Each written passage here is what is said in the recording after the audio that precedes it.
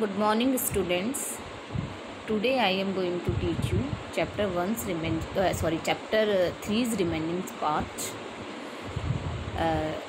Solstices. The two solstices occur whenever the tilt of the Earth's axis is oriented directly toward or away from the sun.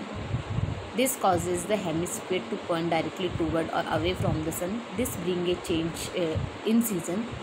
Due to the tilt of the earth during the month of July, August and September, the north hemisphere is pointed toward the sun. बच्चों जो solstice का जो role होता है ये actually देखिए आप नीचे डायग्राम जो लिखा हुआ उसमें सन जो है वो सेंटर में है और अर्थ जो अपनी धुरी पे घूमती है। तो इसके अंदर क्या होता है कि जो सन जब अर्थ के पे जब जो इक्वेटर पे जब उसका रिफ्लेक्शन जो सनरेज जो डायरेक्ट पड़ती है तो इनसे सनरेज की वजह से ही जो सीज़न होता है वो चेंज होता है, जो हमने पहले भी डिस्कस किया था। जैसे कि due to the tilt of the earth during the month of July, August and September, the northern hemisphere is pointed toward the sun. जो नॉर्थन हेमिस्फीयर जब जुलाई अगस्त और सितंबर में क्या होता है कि सन के डायरेक्ट होता है, सामने होता है। The northern hemisphere is pointed toward the sun, the days become longer and night shorter making the season warmer in the north. तब जो दिन होते हैं वो बड़े हो जाते हैं, रातें छोटी हो जाती हैं और ये जो सीज़न जो गर्मी का होता है, हम जिसे हम गर्मी का सीज़न कहते हैं, नॉर्थन हेमिस्फीयर में ये गर्मी का हो जाता है। बच्चों की यहाँ दो तरह के साउथर्न और हेमिस्फीयर और northern hemisphere, the earth divided to part, और इक्वेटर जो है वो बीच का जो लाइन है तो इसमें जो सन है जब पृथ्वी घूमती है अपनी दूरी पे तो सन की जो रेज़ जो होती है वो डायरेक्ट जहाँ पड़ती है वहाँ पे गर्मी शुरू हो जाती है। और जो the longer day of the year of is 21 June, this is called the summer solstice. जो दिन का आपने कभी नोटिस किया होगा 21 जून का जो डे होता है, जो योगा दिवस के नाम से भी जाना जाता है तो सबसे मतलब बड़ा दिन होता है ईयर का, साल का, और इसे समर सॉल्स्टिस के नाम से भी जाना जाता है।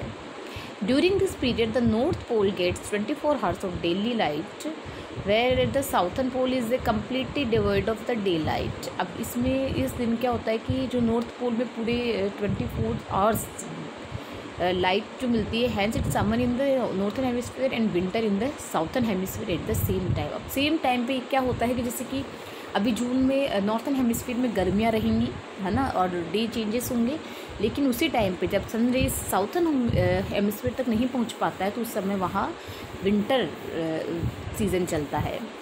During the month of January, February and March the southern hemisphere faces the sun directly and the northern hemisphere gets indirect rays of the sun due to the tilt of the earth axis. अब सर्दियों में जब जनवरी, फरवरी और मार्च का जो महीना आता है उस समय कुछ अपोजिट सा होता है साउथर्न हेमिस्फीयर में, जो क्योंकि पृथ्वी घूमती है, आपको पता है, मूव करती हुई, तो सन के सामने जैसे ही सनरेज ज़्यादा साउथर्न हेमिस्फीयर पे पड़ेगी तो उस सीज़न में और northern hemisphere gets indirect rays of the sun due to the tilt of the earth axis.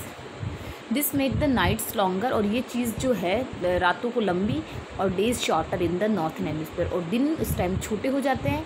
Hence the northern hemisphere experience winter, आपने कभी देखा होगा, इसीलिए मौसम जो है सर्दी का हो जाता है। While the southern hemisphere experience summer, और जो साउथर्न हेमिस्फीयर में उस समय गर्मी हो जाती है।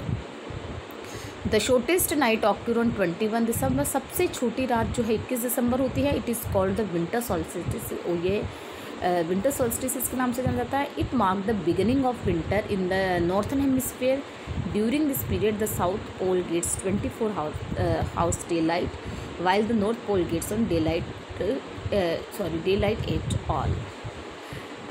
अब आपको बच्चों मैंने ये बात समझा दी है कि एक्चुअली सीज़न कुछ नहीं होता है। ये जो सन है, ये जो हमारी पृथ्वी है जो अपनी दूरी पे घूमती है, ये एक्चुअली होता यही है कि इक्वेटर बीच की लाइन है, साउथर्न और नॉर्थन हेमिस्फीयर है, जहाँ सनरेज ज़्यादा पड़ती है वहाँ गर्मी हो जाती है और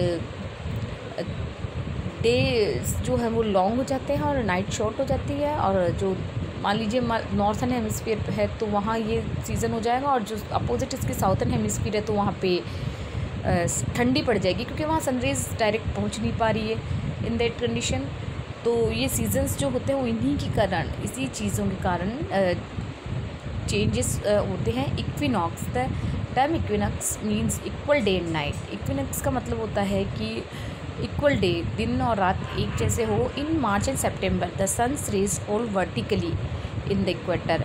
अब क्या होता है कि मार्च और सितंबर में सनरेज जो है वर्टिकली इक्वेटर पे आती है, तो both the north pole and the south pole are in equal distance from the sun. इसमें क्या होता है कि तब नॉर्थ पोल और साउथ पोल जो है उसकी डिस्टेंस जो होती है वो इक्वल होती है। The days and nights are the equal length everywhere on the earth. और इसलिए उस दिन उन दिनों में एक्चुअली यही होता है कि जो इक्वल लेंथ होती है दिन और रात की। The northern hemisphere experience spring in March, और नॉर्थन हेमिस्फीयर जो है उस समय स्प्रिंग सीज़न आ जाता है मार्च में, while the southern hemisphere experience autumn season. अब उसी टाइम साउथर्न हेमिस्फीयर में ऑटम सीज़न होता है।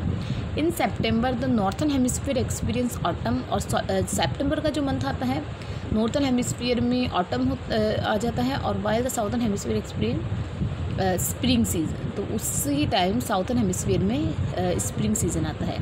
20 मार्च इज़ द स्प्रिंग इक्विनॉक्स, और 20 मार्च जो है, while 23 September is the autumnal equinox, और 23 सितंबर को ऑटमनल इक्विनॉक्स है। तो बच्चों आज हमने ये जो चैप्टर है ये हमने डिस्कस किया, ये ज्योग्राफी का एक तरह से, और आपको इस चैप्टर से काफ़ी कुछ सीखने को मिला होगा, कई चीज़ें जो हमें नहीं पता थी वो भी। तो आपको सबसे पहला काम है कि वर्ड बैंक में से जो क्वेश्चन हैं वो आप यहाँ से, जैसे कि वर्ड बैंक का ऑर्बिट, ये आपको करना है। और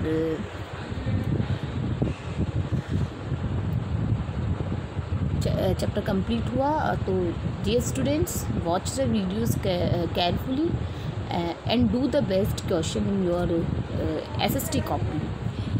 Goodbye. Thanks for watching this video.